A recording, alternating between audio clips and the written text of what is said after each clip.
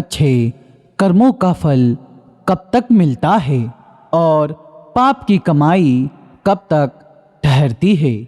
साथियों नमस्कार, स्वागत है आपका फिर आज की एक नई कहानी में। इस कहानी में हम जानेंगे कि अच्छे कर्मों का फल कब तक मिलता है और पाप की कमाई साथियों कब तक ठहरती है। चलिए कहानी की शुरुआत करते हैं। किसी नगर में एक भजन लाल नाम के अध्यापक रहते थे। उनकी एक छोटी सी बेटी थी जिसका नाम था भाग्या। भाग्या का उन्होंने कुछ ही समय पहले स्कूल में दाखिला करवाया था। भजनलाल अपनी बेटी अपनी लाड़ों से बहुत प्यार करते थे। एक दिन भजनलाल घूमते घूमते किताब की दुकान पर गए। उन्हें कुछ किताब खरीदनी थी। भजनलाल जब किताब की दुकान पर किताबें देख रहे थे तभी रोड के किनारे एक लड़का बैठा हुआ किताब बेच रहा था।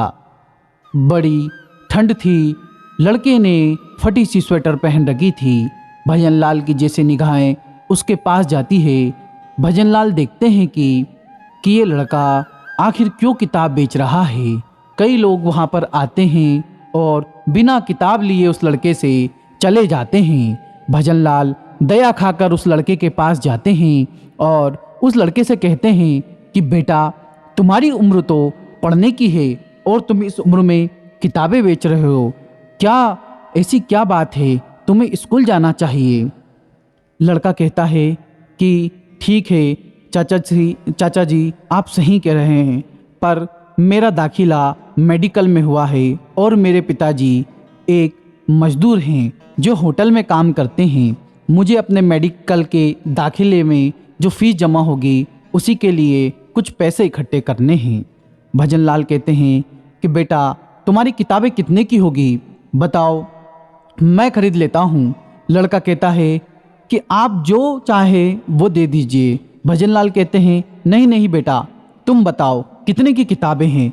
तभी वो लड़का कहता है एकाएक कि 5,000 रुपये दे दीजिए।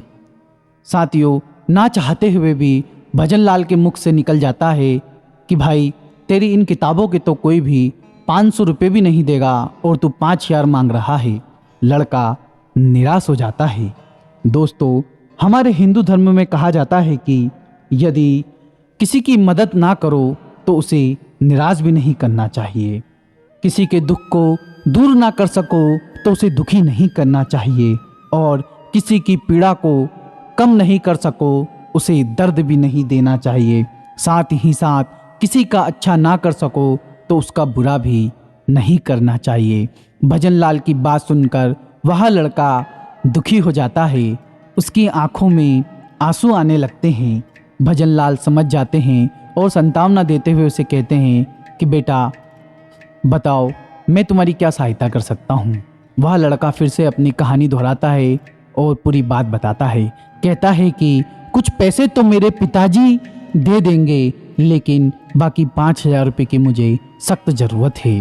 भजनलाल के दिमाग में दो चीज़ें चलने लगती है कि कहीं ये लड़का मुझे मूर्ख बना दिया तो मेरा तो 5,000 का नुकसान हो जाएगा। साथियों, अक्सर हमें कई सारे लोग ऐसे टकरा जाते हैं, रास्ते में पैसे मांगने वाले तरह तरह की मजबूरियां बताते हैं और बाद में हमें पता चलता है कि इस प्रकार का तो फ्रॉड चल रहा था बाजार में। यही बात सोचकर भजनलाल दुविधा में पड़ जाते हैं। नैतिक दुविधा भजनलाल को परेशान करने लगती है।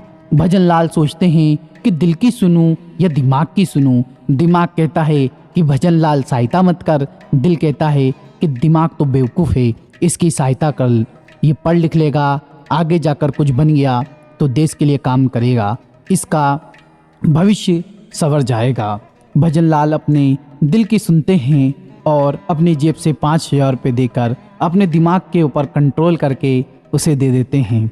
लड़का उन्हें धन्यवाद कहता है। साथ ही भजनलाल उसे एक पर्ची पर अपना पता लिखकर कहते हैं कि बेटा, जब भी तुझे ज़रूरत लगे मुझे एक बार याद कर लेना। साथियों, दोनों अपने गंतव्य को चले जाते हैं।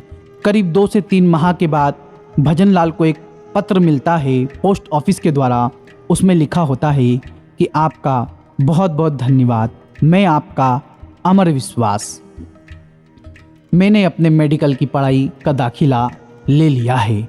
भजनलाल खुश हो जाते हैं और एक बार फिर से पुनः अपने दिल को मूर्ख बनाकर वो उसे एक पत्र लिखते हैं। साथ ही साथ अपने दिल की सुनते हुए वो 4000 रुपये उस पत्र के साथ वापस उसे भेज देते हैं। ये सिलसिला चलता रहता है। उधर से पत्र आता है, इधर से भजनलाल सहायता भेज देते हैं। कुछ समय के बाद एक पत्र आता है, उसमें चंद लाइनें भजनलाल के लिए लिखी होती है और 2 लाइनें अपनी ना देखी हुई बहन भाग्या अर्थात भजनलाल की लड़की के लिए लिखी हुई होती है। लड़का लिखता है कि उस दिन काश आप मेरी मदद नहीं करते तो आज मैं डॉक्टर नहीं बन पाता। मेरे मेडिकल की पढ़ाई पूरी हो गई है और मैं अपनी पीजी करने के लिए ऑस्ट्रेलिया जा रहा हूँ। भजनलाल को बहुत सुकून मिलता है।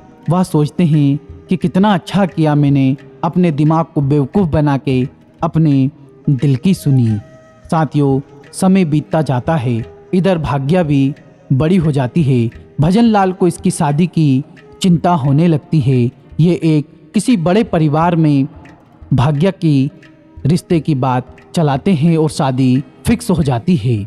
लेकिन अब भजनलाल के पास इतने पैसे नहीं थे।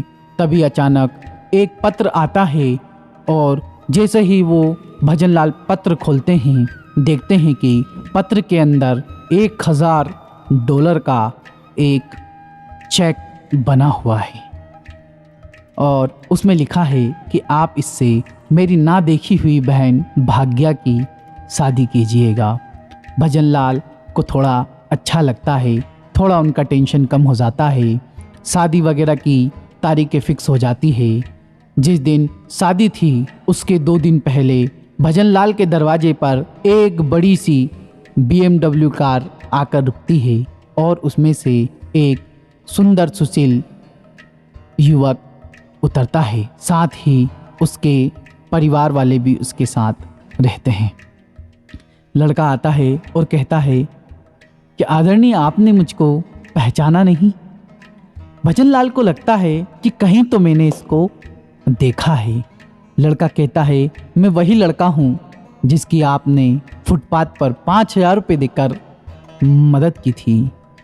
भजनलाल भावुक होकर उसको गले लगा लेते हैं। भाग्या देखती है कि ये सब क्या हो रहा है। जब भजनलाल उसको पूरी कहानी बताते हैं तो भाग्या को लगता है कि उसको अपना भाई मिल गया है। भाग्या भी अपने भाई को गले लगा लेती है। अब ये भाई जो अमर विश्वास ऑस्ट्रेलिया में डॉक्टर बन चुका था, वो भजनलाल से कहता है कि अब से भाग्या की शादी में एक एक छोटी से छोटी जिम्मेदारी मैं निर्वाह करूँगा।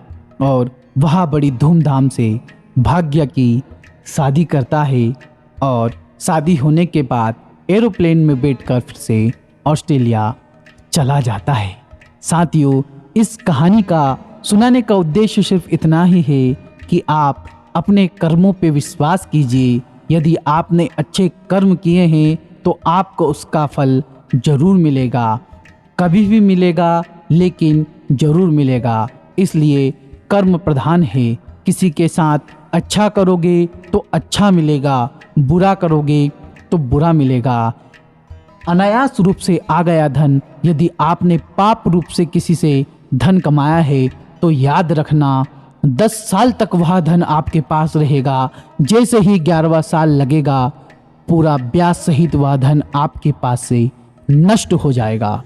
आशा करता हूँ यह कहानी आपको पसंद आई होगी।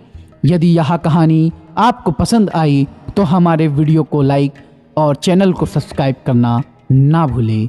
मिलते हैं किसी नई कहानी में। जब तक के लिए राधे राधे, जय श्री महाकाल।